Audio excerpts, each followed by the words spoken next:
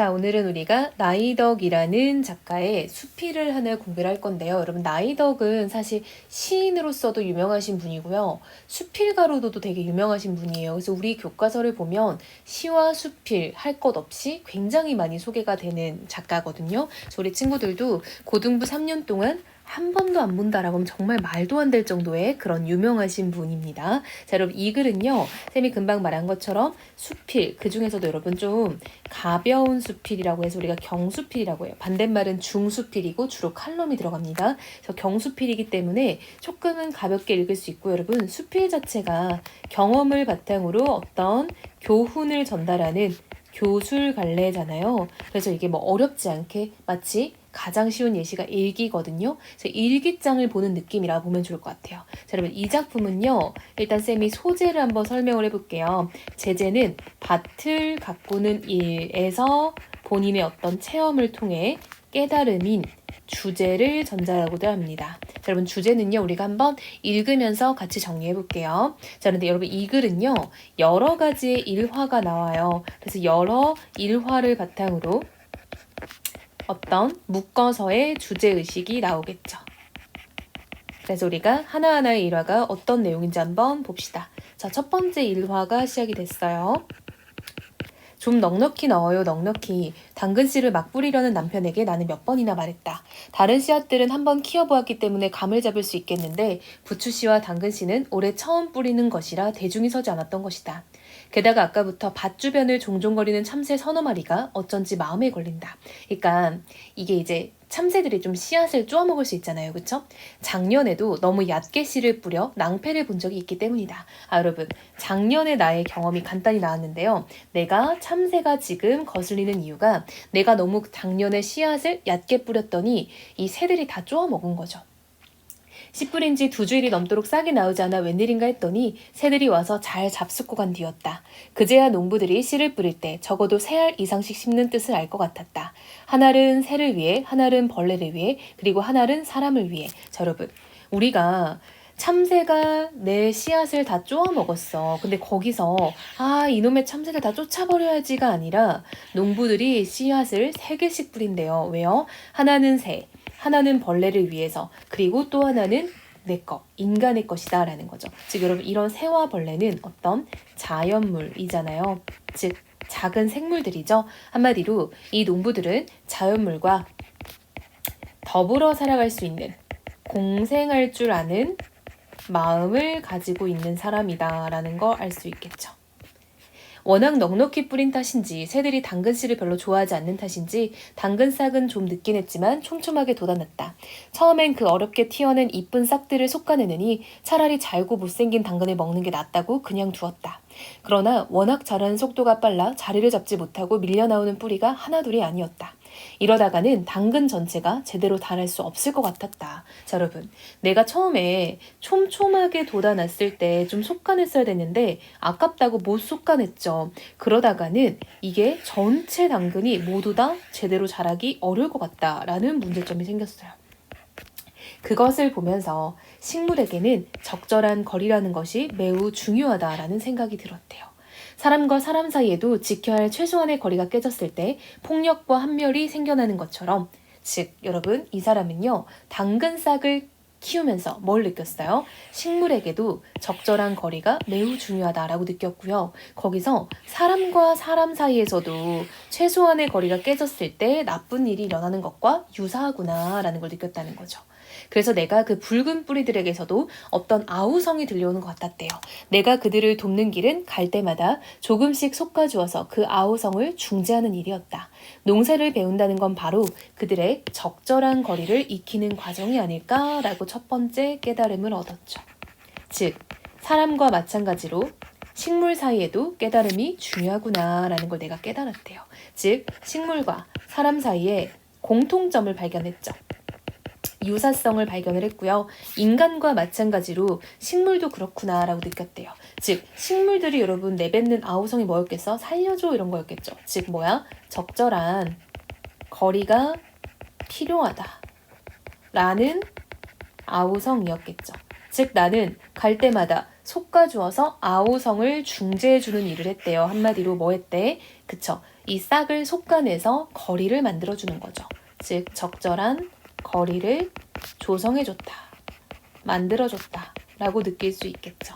즉 이 글쓴이는 농사를 지으면서 식물에게도 적절한 거리가 있어야 되는구나 라는 깨달음을 얻었대요. 자, 여러분 두 번째 일화가 이제 시작이 됩니다. 미운 풀이 죽으면 고운 풀도 죽는다는 속담이 있다.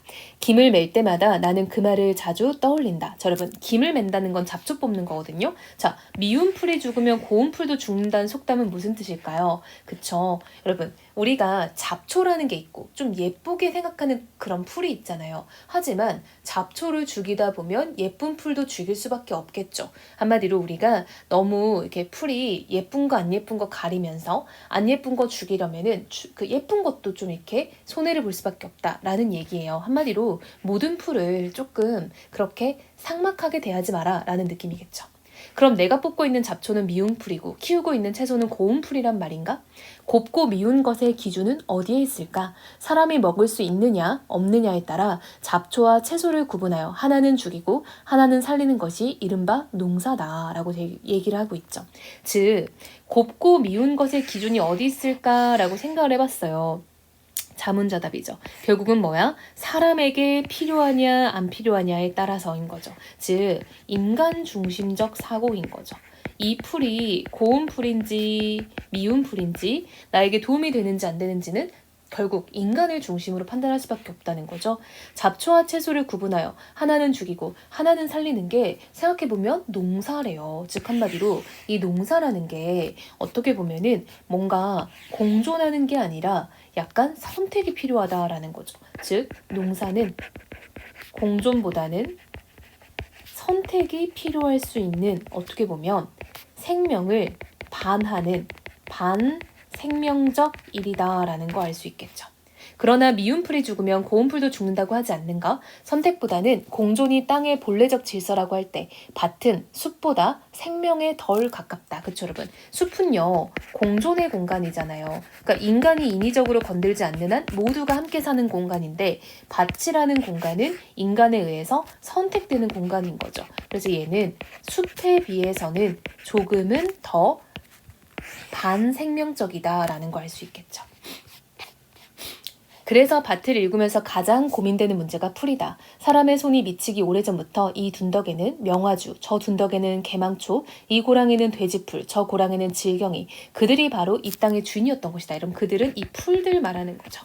그런데 달갑지 않은 침입자가 삽과 어미를 들고 나타나 그것도 생명을 키운답시고 원주민을 쫓아내니 사실 원주민 풀들에게는 명목이 서지 않는 노릇이다. 자, 여러분 비유적인 거죠. 달갑지 않은 침입자는 누구예요? 사람 말하는 거죠. 사람이 삽과 호미를 들고 나타나 생명, 즉 이꼴 농사를 짓겠다고 농사용 어떤 식물이겠죠. 농사를 짓겠다고 원주민을 쫓아내니 이런 원주민은 누구예요? 그쵸. 원래 있던 그 풀들을 말하는 거겠죠. 그렇다고 풀을 그냥 두면 뿌려놓은 채소들이 자라지 못하게 되니 어느 정도는 뽑아주어야 한다. 이런 안절부절 덕분에 우리 밭에는 채소가 반이고 잡초가 반이다. 변명 같지만 다른 밭보다 우리 밭에 풀이 무성한 것은 게으름 때문만은 아니다 라고 얘기를 하고 있죠. 즉 본인이 게을러서 잡초를 놔두는 게 아니라 자기는 생명을 존중하는 사상을 가지고 있다라는 걸 지금 드러내고 있죠. 만일 그렇다 해도 게으름이 농부의 악덕인 것은 아니다. 왜요? 생명을 존중하는 사상이 있기 때문인 거죠. 자, 이제 마지막 일화입니다. 일화 3번이에요. 밭 바로 옆에는 우물이나 수도가 없다. 조금 걸어가야 그 마을 사람들에게 농수를 공급하는 수로가 있는데 호스나 관으로 연결하기에는 거리가 제법 된다. 또 그러기에는 작은 밭에 너무 수선스러운 일인 것 같아. 그냥 물을 한 통 한 통 길어다 주었다. 푸성기들을 키우는 것은 물이 아니라 농부의 발소리라는 말이 그냥 나온 게 아닌가 보다. 즉 여러분 풀떼기를 키우는 것은 물이 아니라 농부의 발소리라. 즉 뭐야? 농부가 여기저기 돌아다니면서 물을 갖다 주는 농부의 정성을 말하는 거죠. 우리 밭을 흡족하게 적시려면 수로까지 적어도 10번은 왕복을 해야 하니 그것도 만만치 않은 노릇이었다. 물통을 들고 걸을 때마다 생각나는 사람이 있다. 즉 본인이 좀 봤던 사람인가 봐요. 우리 집에서 가까운 텃밭을 일구시는 어떤 할아버지인데 물을 주러 가시는 모습을 몇 번 본 적이 있다. 그 할아버지는 몸 반쪽이 마비되어 걷는 게 그리 자유롭지 못하다. 성한 한쪽 팔로 물통을 들고 걸어가시는 모습은 거의 몸부림에 가까우면서도 이상한 평화 같은 것을 느끼게 한다. 절뚝절뚝 몸이 심하게 흔들릴 때마다 물은 찰랑거리면서 그의 낡은 바지를 적시고 길 위에 쏟아져 결국 반통도 채 남지 않게 된다. 그렇게 몇 번씩 오가는 걸 나는 때로는 끌듯이 지나가는 발소리를 들기도 하고 때로는 마른 길 위에 휘청휘청 내고 간 젖은 길을 보고 알기도 한다. 자, 여러분 이 부분은요. 화자가 이웃 할아버지를 본 경험을 지금 얘기하고 있죠. 그쵸? 이웃의 할아버지를 본 경험을 묘사하고 있어요. 자, 근데 이 할아버지는 몸이 불편하다 보니까 물을 되게 많이 쏟으시는 거죠.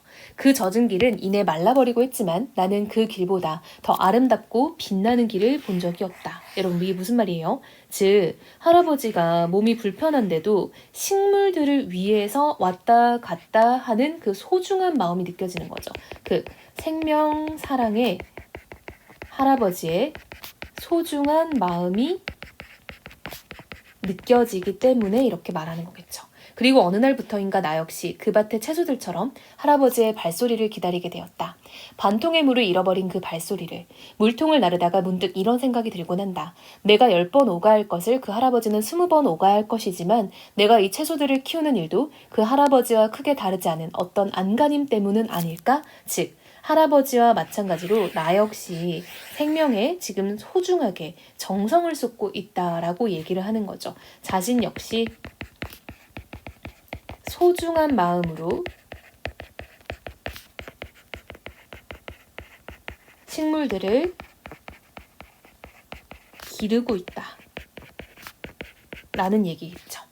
몸에 피가 돌지 않는 것처럼 문득문득 마음 한쪽이 굳어져 가는 걸 느끼면서 절뚝거리면서 그러면서도 남은 반통의 물을 살아있는 것들에게 쏟아붓고 싶은 마음, 그게 바로 뭡니까? 그쵸. 할아버지의 생명을 사랑하는 마음이라고 할 수 있겠죠. 그런 게 아니었을까? 즉 뭐도요? 내 마음도 라는 거죠. 자, 여러분 여기까지 1화 3가지가 나왔어요. 그쵸? 이 짤막한 이야기들은 이꼴 1화 3가지죠. 그렇게 밭을 가꾸는 동안 절뚝거리던 내 영혼의 발소리 같은 것이다. 즉 내가 진짜로 몸이 불편한 건 아니지만 내가 절뚝거리는 영혼의 발소리라는 거는 그렇게 좀 정성을 쏟고 있는 나의 어떤 마음을 말하는 거죠. 감히 농사라고 할 수는 없지만 자연과의 행복한 합일이라고도 부를 수 없지만 그 어둠과 불구에 힘입어 푸른 것들을 만나러 가곤 했다. 그들에게 물을 주고 돌아오는 물통은 언제나 비어있다. 왜요? 물을 주고 돌아오는 그 마음 자체가 생명에 대한 사랑이잖아요. 그러니까 그것이 비어있다는 거는 그 생명들에게 잔뜩 주었다라고 볼 수 있겠죠. 모두 쏟아주었다. 라고 느낄 수 있겠죠. 자, 여러분 수필이니까 어렵지 않게 정리할 수 있었을 거고요. 우리 마지막으로 작품 개간 정리하면서 마무리해 봅시다. 자, 여러분 주제는 뭐예요? 밭을 가꾸며 깨달은 것들이겠죠. 즉 적절한 거리가 필요하다. 그쵸? 그리고 인간 중심적인 사고로 식물을 대하는 거에 대한 어떤 깨달음. 마지막으로 몸이 불편함에도 불구하고 식물들에게 사랑을 쏟아주는 할아버지의 마음에서 생명 존중 사상을 느꼈죠. 자, 여러분 여러 일화를 이렇게 나열한다라는 거는 우리가 병렬적이다라고 말을 할 수 있어요. 그래서 이 작품은 수필이기 때문에 아주 이야기가 간단하고요. 그렇게까지 크게 어려운 게 없으니 걱정하지 않고 읽어보고 질문이 있으면 정리해서